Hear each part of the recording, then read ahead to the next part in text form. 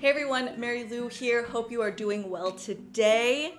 In this video, we're doing an interview. I love interviewing. I've done so many interviews in my life and I haven't done one in a while. So let's welcome my guest, future Mary Lou.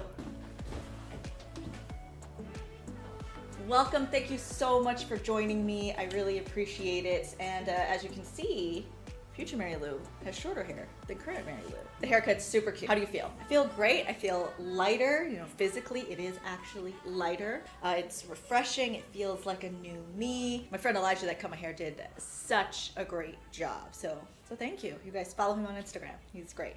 Now, how often do you typically cut your hair? I hate maintaining my haircut, so that's typically why my hair is usually long. So maybe every 3 or 4 years, I'll do a major cut. Like I'll let it grow. And in between, I'll do a cut maybe every 6 months. I don't know, I just hate maintaining my haircut, and when it's short, you have to cut it more often. But I do like to go from long to short. I've done that multiple times in my life.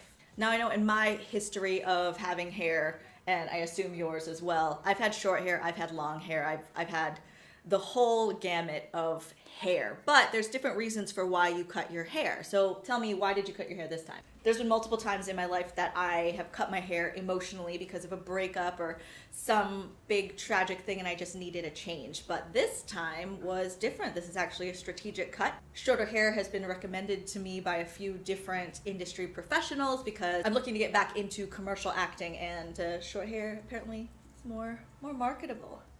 Different people place different kind of value on hair. So tell me, what kind of significance does your hair have to you?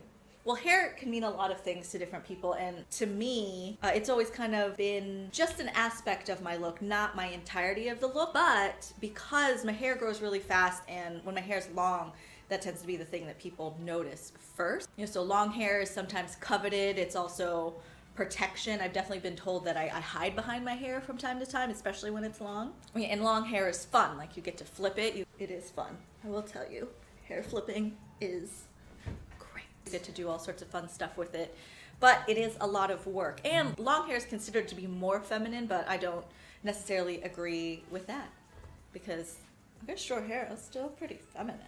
It's still pretty cute. And long hair can showcase a passage of time because it takes time to grow hair. My hair grows pretty fast, but still it takes a few years to get it from short to long. So cutting that is symbolic of just letting go of a time period or an era, and I think it's really beautiful. Making a significant change to your look can be a big deal. So what advice do you have for people who are considering a big cut? Advice for other people who are looking to make a big change in their look. I really suggest doing some research. Look up your face shape, figure out your face shape, and then look up other folks that have that face shape and see what kind of looks work for that. Now there's really great websites like Twinning. Pop Sugar has a twinning website where you can find other celebrities that look like you. So you can upload a photo of yourself and find other celebrities that look like you. So I did that, and then I looked up what those folks did when they had short hair and kind of picked off of that. That is great advice. Thank you so much for joining me today, future Lou. I hope you guys liked that video. If you did, please like and comment. If you haven't subscribed yet, please do, and I will catch you guys in the next one. I have a sneaky suspicion that a haircut is in my future. Okay, let's go get a haircut.